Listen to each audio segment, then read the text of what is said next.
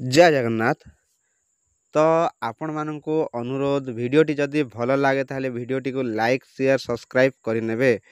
तो 8 पे कमिशन को लेकिन राज्यसभा एवं लोकसभा रे कौन रही वितर्क बा कौन रही प्रश्नपत्र से ही प्रश्नर उत्तर रे कौन ना पॉजिटिव उत्तर रोचे आम से विषय आज भिडियो आम जाना। तो देखंतु ना गत डिसेम्बर 2 तारिख रे लोकसभा रिप्लाय आसीथिला ना सॉरी एटा होची राज्यसभार क्वेश्चन नंबर 252 रे श्री जावेद अली खान और श्री रामजिल लाल सुमन ना क्वेश्चन करथिले ना 8 पे कमिशन गठन को लेकिन कौन क्वेश्चन करथिले देखंतु ना एटी क्वेश्चन करा जायथिला ना ए रे देखंतु whether government has issued notification for constitution of 8 central pay commission by CPC recently, the details thereof along with term of reference। तो देखंतु ना सरकार वर्तमान ना 8 पे कमिशन गठन पाए विज्ञप्ति जारी करिसंती कि नहीं। तो यार विवरणी सहित तार शर्तावली बा TOR कौन रही बोली प्रश्न करथिले। तो यार उत्तर रे ना देखंतु minister of state in the minister of finance तार उत्तर रखिछंती देखंतु श्री पंकज चौधरी तार उत्तर रखिछंती। उत्तर रे कोन देखंतु ना yes government has notified resolution dated 3 November 2025 for constitution of 8 central pay commission or CPC along with term of reference। A copy of resolution is enclosed at annexure 1। तो देखंतु ताहार उत्तर रे रखिछंती सरकार ना अष्टम वेतन कमिशन गठन पाए 3 नवंबर 2025 तारिख रे ना रेजुलेशन प्रकार ता सहित तार टर्म ऑफ रेफरेंस प्रकार गठन पाए सुपारिश करिसंती सरकार। ठीक अच्छे। तो द्वितीय प्रश्नटी रही देखंतु whether government would merge the existing DA or DR with basic pay as an immediate relief measure for central government employee or pensioners, if so the details thereof, if not the reason thereof। तो देखंतु ना केंद्र सरकारी कर्मचारी बा pension भोगी मानक पाए तुरंत रिलीफ पदक्षेप स्वरूप सरकार ना DA और DR को मूल दरमा सहित मिश्रण करिवे कि जदि हाँ यार विवरणी कौन रही जदि नुहे यार कारण कौन रही। तो यार उत्तर रे लिखे यार उत्तर देछंती देखंतु no proposal regarding merger of existing dearness allowance with the basic pay is under consideration with the government at present। ताले देखंतु वर्तमान सरकार निकट में महंगा भत्ता एवं बेसिक पे मिश्रण संपर्क में कौन प्रस्ताव विचाराधीन नहीं। ठीक अच्छे। ताहले बेसिक पे आउ DA को मर्जर करने कौन प्रस्ताव एजाए सरकार देना। थर्ड क्वेश्चन रही देखो third question whether revision of pension of central government employee is not proposed under 8 CPC, the reason thereof। ताले देखंतु 8 CPC अधीन रे केंद्र सरकारी कर्मचारी पेंशन संशोधन प्रस्तावित नुहे कि जदि नुहे यार कारण कौन। तो ताहार उत्तर रखिछंती देखंतु 8 CPC ना केंद्र सरकारी 8 CPC हिसाब रे कौन तार उत्तर रखिछंती देखंतु the 8 CPC will make the recommendation on the various issues like कौन देखंतु पे अलाउंस ना pension etcetera of the central government employees. अर्थात ना अष्टम बा 8 CPC केंद्र सरकारी कर्मचारी दरमा भत्ता हो पेंशन हो ये सब पाई ना केंद्र सरकार को सुपारिश करिवे रेकमेंड करिवे। तो एटा थिला राज्यसभा 8 CPC पाए जहाँ आलोचना बा जहाँ प्रश्न रही ताहार उत्तर रखिछंती फाइनेंस मिनिस्टर। ठीक अच्छे। एटा थिला राज्यसभा। वर्तमान जानिबा लोकसभा रे क्यों प्रकार प्रश्न रही।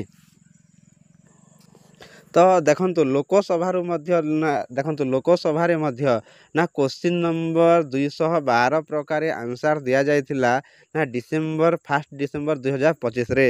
तो एठी क्वेश्चन करथिले श्री आनंद भदरुआ। ठीक अच्छे क्वेश्चन करथिले कौन क्वेश्चन करथिले देखंतु फाइनेंस मिनिस्टर को देखंतु क्वेश्चन नंबर ए रे अच्छे देखंतु whether the government has issued notification of constitution of 8 central pay commission recently, if so the details thereof। ताहले देखंतु सरकार वर्तमान ना 8 सेंट्रल पे कमिशन गठन पाए विज्ञप्ति जारी करिसंती कि जदि करिसंती ताहले तार विवरणी कौन रही। ठीक अच्छे तो यार उत्तर रखिंट देखंतु फाइनेंस मिनिस्टर श्री पंकज चौधरी ना उत्तर रखिंट ए आउ बी रो उत्तर रखिंट yes yes sir government has notified resolution dated 3 November 2025 for constitution of 8 Central Pay Commission। A copy of the notification is enclosed at Annexure 1। ताले देखंतु यस हाँ हाँ सर ना सरकार ना 8 पे कमिशन गठन पाई ना 3 नवेम्बर 2025 रे 25 तारीख रे ना रेजुलेशन अनुसूचित बा नोटिफाई करिसंती एवं यार मध्य एक ना कॉपी एनेक्सर 1 प्रकार दिया जाइछि। ठीक अच्छे तापर question number 3 whether the government proposed to merger the existing DA or DR with basic pay as an immediate relief measure for central government employee or pensioners who are facing unprecedented inflation during the last 30 years since DA or DR given to these employee is not in consonance with the real time retail inflation, if so the details thereof, if not the reason thereof for। ठीक अच्छे ताले देखंतु गत 30 वर्ष मध्यरे ना देखंतु unprecedented inflection बा गत 30 वर्ष मध्यरे अद्भुतपूर्व मुद्रास्फीतिर सम्मुखीन होइथिबा केंद्र सरकारी कर्मचारी बा पेंशन भोगी एहार तुरंत आश्वस्ति पदक्षेप भाव सरकार ना डीए और डीआर को मूल दरमा सहित मिश्रण करने को प्रस्ताव देइछंती कि कारण यही कर्मचारी मान को दि जाइथिबा डीए और डीआर प्रस्ताव समय खुचुरा मुद्रास्फीति कौन हेबो ना समन्वित खुचुरा मुद्रास्फीति बा इन्फ्लेशन सहित तार समन्वित नुहे कि जदि थाए ताहार विवरणी दियंतो जदि नुहे ताहार कारण कौन। तो यार उत्तर रे रखिछंती देखंतु no proposal regarding merger of the existing dearness allowance with the basic pay is under consideration with the government at present in order to adjust the cost of living and to protest basic pay or pension from erosion in real value on account of inflation। The rate of DA or DR are revised periodically every 6 months on the basis of All India Consumer Price Index for industrial worker released by Labour Bureau Ministry of Labour and Employee। तो देखंतु यहाँ वर्तमान सरकार पाखरे महंगा भत्ता DA बा basic पे या मौलिक दरमा मिश्रण संपर्क रे कौनसी प्रस्ताव विचाराधीन रे नाही। ठीक अच्छे तो जीवन यापन मूल्य को सजाड़ा बा कॉस्ट ऑफ लिविंग को सजाड़ा एवं इन्फ्लेक्शन जोगु प्रकृत मूल्य रे ह्रासरु मौलिक दरमा किंबा पेंशन को सुरक्षा देवाई ना labour bureau ministry of labour and employed मंत्रालय रू ना ऑल इंडिया ना कंज्यूमर प्राइस इंडेक्स फॉर